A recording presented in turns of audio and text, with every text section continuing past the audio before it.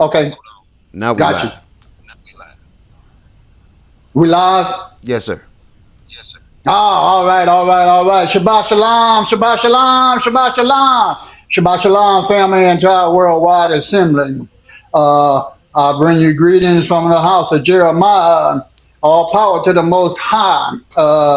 God's Warriors 298 out of STL, St. Louis, Missouri. We're sending out one love and a blessing to all our St. Louis Hebrews and to all our brothers and sisters around the world. Amen. Amen. Amen. Well, you know, it's that time of the year. It's time for the Feast of Tabernacles to come up, and I tell you, it's right around the corner. It came up on us pretty quick this year. So we're trying to make sure that all of our brothers and sisters are getting prepared right now so that they can have everything pretty much together and store it in the corner. So when it's time to go, all they got to do is load and go.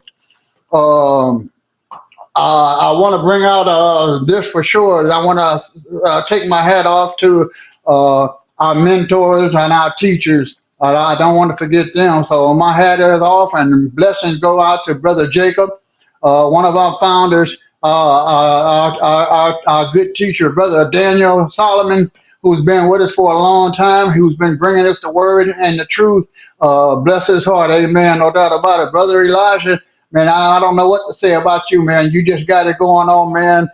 You get in where you fit in, and you fit everywhere. You keep on doing what you're doing, man, and bring the word to us. You're doing great. Amen. Brother Ezra, you a follower.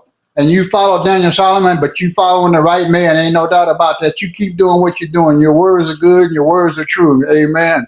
Brother Boaz, we know you got quite a few things going on. You got your music going on, a coordinator, the whole 9 yards and all of that, man. You got it going on. You're a pretty busy man, but you still find time out to sit down with the brothers on Shabbat day and have class with us. My hat's off to you also, brother. You keep on doing what you're doing. And last but not least, our cameraman who's been through his thick and thin doing this thing, man, for days and years, all at a time. Our brother Tobias, man, you got it going on.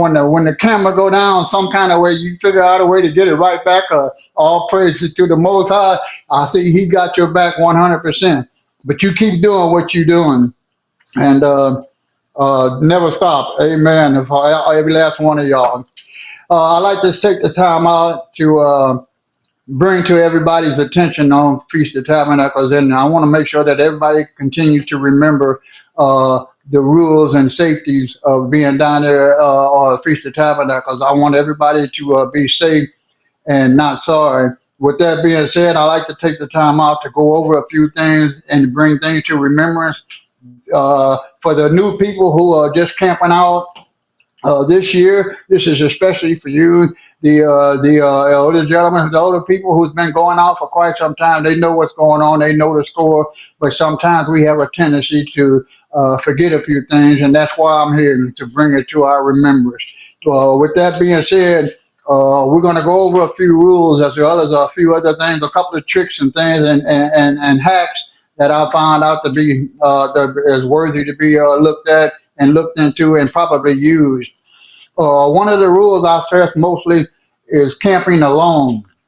Of course, now we're down there and we got over 100 something people down there, so we're never alone.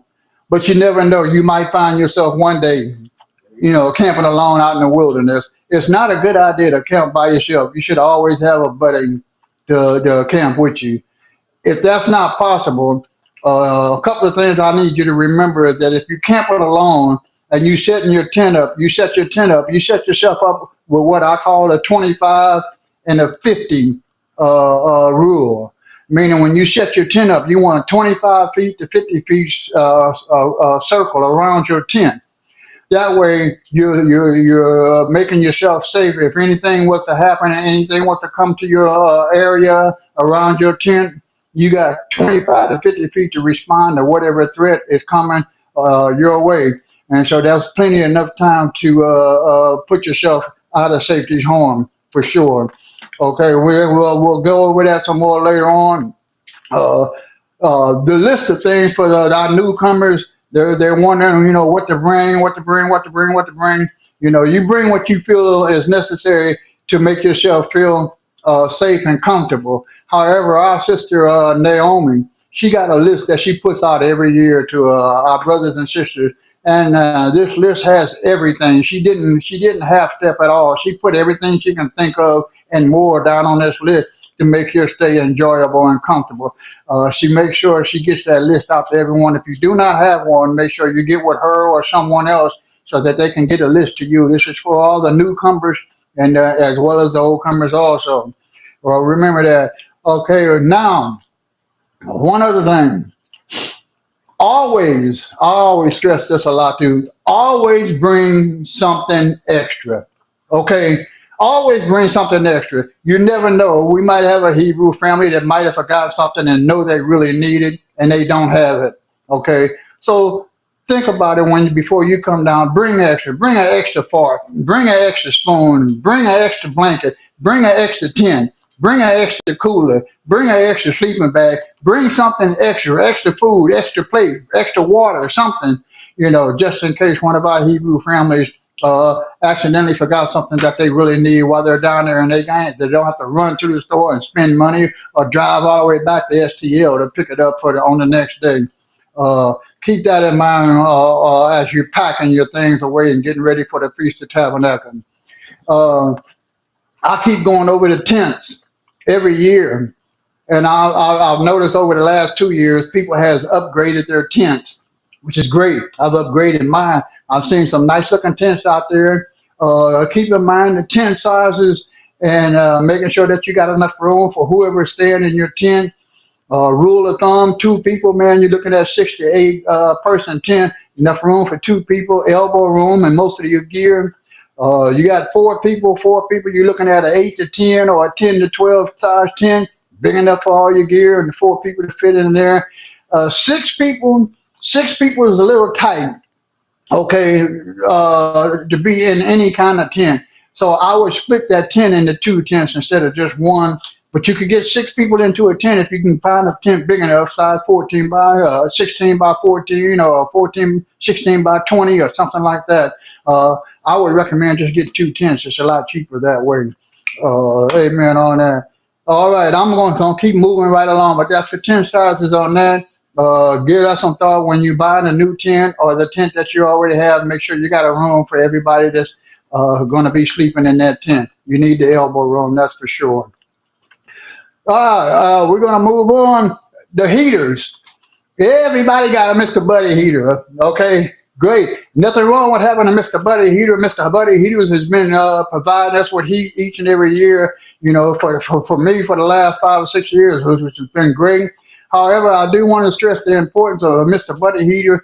They still catch fire if you're not careful with them, okay? So they have a safety thing that if you knock them over, they automatically goes out and nothing catches fire.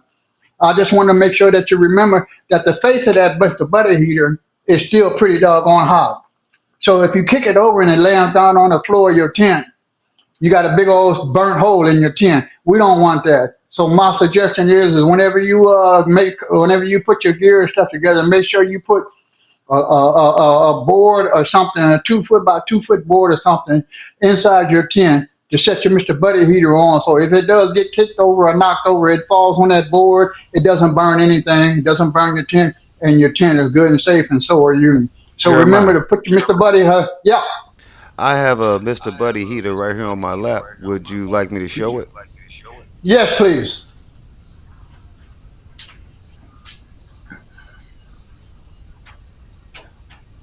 Give me one moment here, trying to get me on the screen. Okay.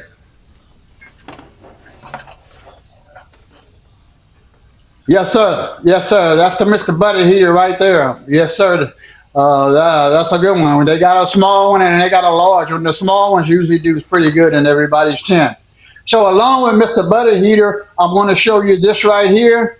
This right here is a canister that fits into Mr. Buddy heaters. I see a lot of people, they buy these, but you end up buying anywhere from 6 to 10 of these things to try to keep your heat in your tent pretty much all night long. Yep. They work, they're fine. The problem with that is you won't get any sleep because every time you turn around, you got to get up and change one of these things.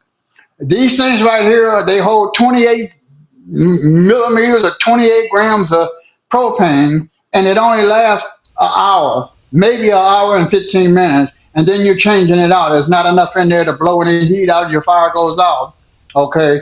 They're great on a short run when you're only doing something real short and it only lasts for about an hour. These are great. Other Mine than lasts for that, about an hour and a half. yeah,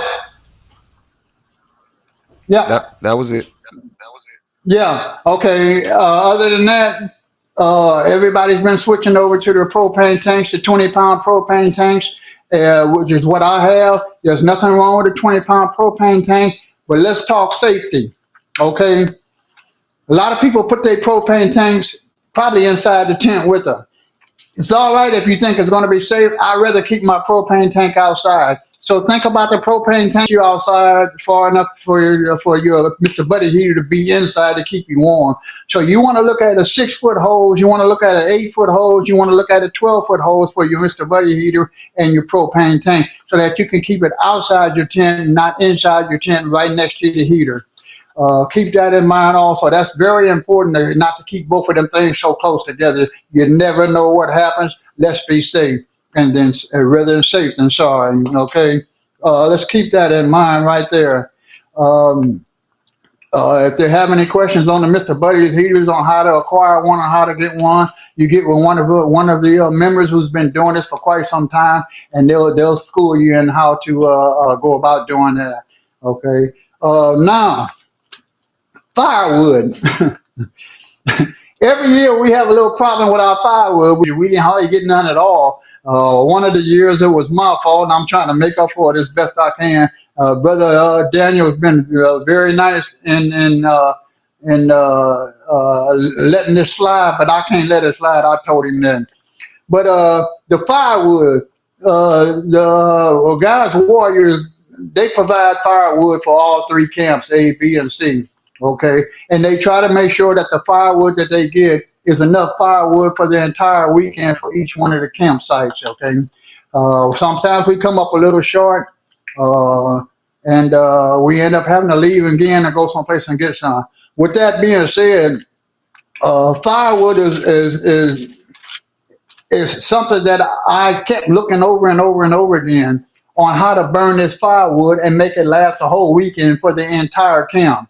Okay, and again, if you fire up the fireplace at 8 o'clock, 8:30, which is dusk, okay, instead of firing it up at 1 o'clock in the afternoon, which you don't need none, okay. 8 o'clock, 8:30 at night, you fire up the thing. You start off with 4 pieces of wood. Every hour and a half to 2 hours, add 4 pieces of wood to your fire to keep it going, to keep it hot for the people that are sitting around the campfire. Okay, don't need no more than 4 pieces of wood to keep that fire nice and hot for everybody. Okay, with 4 pieces of wood, that's 128 pieces of wood per night for 7 hours. Do the math. Okay, and you got 4 nights. So if you're looking at 4 nights, you're looking at I figured 100. If we had 156 pieces of wood per camp at 4 pieces per hour and a half or something, it should last us the whole weekend. The whole weekend. Okay, so let's keep that in mind. If you keeping the firewood and you up after 2 o'clock in the morning and you burning wood, you burning up all your wood for the next night. Okay, so let's keep that in mind and be careful on how you use your wood when we're down there, because the wood ain't cheap, and God's warriors doing the best they can and accommodating everybody for that. Okay. I got something that came up on the thing that says make sure it is short hose, not too long, because we all had problems last year with the hoses, with the long hoses for your buddy heater. Okay. We'll look into that. I haven't had any problems with my buddy heater hose at 6 foot or 8 foot. Maybe Jeremiah, something that's your longer than that. So we'll look into that, okay, and see what the deal is on that. But let's be safe and sorry and make sure we try to get them protein tanks outside the tent safely, so and not inside the tent with your Mr. Buddy heater or anything else. Okay. Again on the firewood, the firewood is only for camp A, B, and C. If you come down there and you decide to have a campfire in front of your tent, bring your own wood. Okay, the fire is for the camp itself, and they got just Elder enough for that Elder camp. Jeremiah. Yeah, Did you hear me? That was your brother Ben Monroe that was talking to you. that was who? That was Ben Monroe. Oh, it was. Yeah. Oh, His name was right there, oh, right there in the statement. Ben yeah, there Monroe 120. it is. Yeah, bro, Monroe, number 12. Yes, sir. Okay. Yes, sir. Yes, sir. Yes, sir. Send me all questions. I try to answer them as much as I can. But yeah, we'll look into the whole thing, Monroe, and see what's going on with that. Okay. Good deal. We'll look into that. And then you Uh, remember the 1 year too when the Ariel got that the, hose and it was dry rotted and he.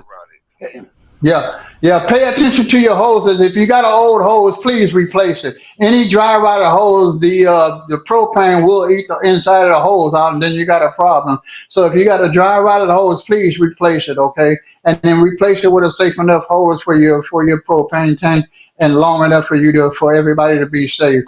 Do that for sure, okay?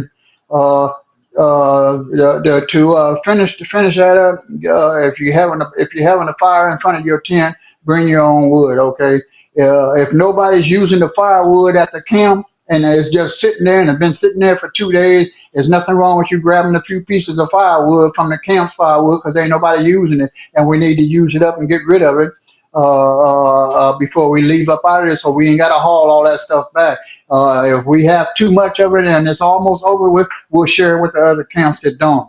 As we always do, they'll come up there and they'll grab a few pieces of logs on each for each camp if they run out. But if you do it my way, you shouldn't run out. 150 to 160 pieces of wood for 4 nights. All right. I think it's gonna do. I think our tabernacle starts the last Thursday of September. Okay, and it ends on the 27th. So I'm believing that it's probably going to get dark around 5:30, 6 o'clock. With that being said, and if it does, I like to see all my campers try to get out there as early as possible to set up your campsite instead of trying to set it up at pitch dark where you can't hardly see anything. It's kind of tough to do that. Uh, I talked to the park rangers down there the last time I was down there, and they said anywhere from 2:15 to 3 o'clock. They only you normally don't let us get on there until 3 o'clock, but anywhere from 2:15 to 3 o'clock. Sometimes it might be 2 o'clock. They let you just go and get on there because they're finished doing what they're doing, and they let you get on there. But from 2:15 to 3 o'clock, they usually just wave you on through until you go ahead on in. So all you happy campers that's coming down there for the Feast of Tabernacles, please try to get down there early enough to be able to set your camp up and your site up before it gets too dark. We will help you, but we rather see you try to get it up on your own while we try to get ours up at the same time. So be aware of that and the time wise and getting down there, please. All right, amen. Um, couple of tricks. This is one of my things that I picked up, which is a PVC pipe. This is a 4-inch PVC pipe, about 12 inches long. Okay, I picked one of these up. This is a survival tube, and I call it a survival tube because I got everything in here from scoop to nuts. I got cortisone for cuts, band-aids. I got fishing line for fishing. I got wax what the heck you call them anyway? Yeah, I got them. My little bobbers. I got scissors. I got soap. I got a sewing kit. I got a knife. I got a screwdriver. I got a pair of pliers. Everything goes in here. This is just a little starter kit, but you can get these things. You can get these things at 4 inches. You can get them at 6 inches. You can get them at 12 inches. You can get them all the way up to 16 inches, and they come with caps. You put the caps on them. You can throw them in the water. They float. So you won't lose anything, and you can put a whole lot of essentials, life saving hack things inside of here, and it'll hold just about everything. The bigger it is, the more you hold. Okay, and it's just great. You might want to think about that. Bringing it. You never know. We have an EMP. We have an EMP. Everything go out. You can't use nothing, but you got your little survivor kit. Fill it up with all the essentials. big lighters. I got a big lighter. You know, they say it's 1,000 clicks on the big lighter. I got two of them. So I got me 2,000 clicks on my lighter just in case. So a big lighter goes in there. Your soap goes in there, you know. Band-aids, toothpaste, toothbrush. It depends on, the bigger you is, the more you can hold in there. Remember that. Put one of them things together, set it off in the closet somewhere and forget about it. Okay? It's a survival kit to survive on something just in case something happens here at home or abroad. You'll have something to be safe with. Uh, Water purifier tablets. Get them off of Amazon. You get 500 of them, so much money. You get one, get those.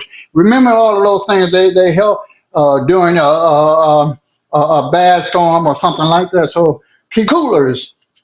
Everybody comes down there. They got their coolers. How many people come down there and everything wet? Y'all done threw ice in the bottom of the cooler and everything's wet now. You doggone, what the heck? You know, wet bread, wet this, wet that, wet that. There's a solution to that. The solution to that is freeze your drinking water. Freeze 5, 6, 7, 8, 9, 10 bottles of drinking water. Just freeze them solid. That's your ice. Nothing gets wet. Okay, you ain't got to worry about none of that. Nothing gets wet. You got a bigger cooler. Go with a bigger bottle. Get a bigger bottle, freeze them all, man. They freeze them. These bottles last a whole weekend with ice if you fill them up and freeze them. They'll last all the way till you get home and you still got ice in them. Think about that for your coolers, okay? You might want to get a little bit bigger cooler so that you can get these things in. Put some on the top and put some on the bottom, put some on the sides. And it'll keep your food cool pretty much the whole weekend with a big block of ice. Little block of ice only lasts an hour. Big block of ice lasts the whole weekend. That's something to remember. All right, one more thing I want to go over with, and then I'm pretty much done with this for today. Next year we're going to go over safety tricks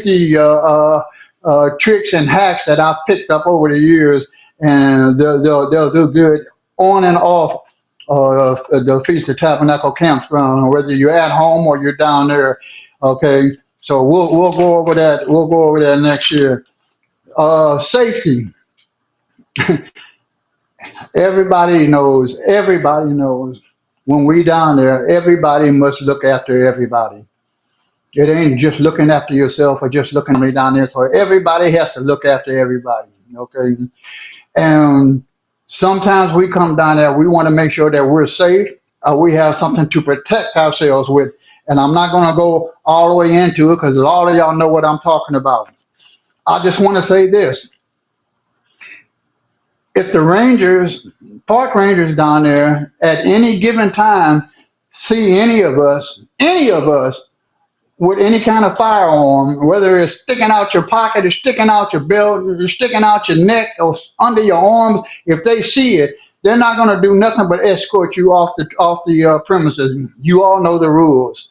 No guns allowed. We all know that. All my brothers and sisters have been going down there for years. They know that. They know what the score is. Okay. So if you get caught by the park rangers, there's nothing that we can do to help you. It's their rule. If they park, they're gonna put you out. So with that being said, the guys, warriors, the committee people, the park, the camp captains, and all of that. We got to look out for you guys. So we're gonna tell you if we see you with a firearm, okay. From me, I don't know about the other ones, but I'm gonna let everybody else know. Danielle's gonna know. Everybody's gonna know that I just got on you because I've seen you with a firearm. You get one chance with me, one chance. Put the firearm away, and I don't ever want to see it again. I don't want to know you got it. Thank goodness that you do have it, but we don't want to know that. Don't nobody want to know nothing. Okay? So if I see it, you get one chance. But I'm still going to pass it around to all my other camp coordinators and let them know that I had to say something to you. If I see it again, then I'm going to the park rangers and I'm going to have them escort you off the park. Okay? Just being straightforward. We got too many kids around there, running around there, and we don't want the kids to see it when they find it. Okay? So if you don't bring it out, nobody know you got it. They don't know you got it either. Let's stay safe. Keep it put away. We know when we need it. We know when we need it. We know when we need to break it out. Okay? Let's be safe. let's keep it out of sight completely.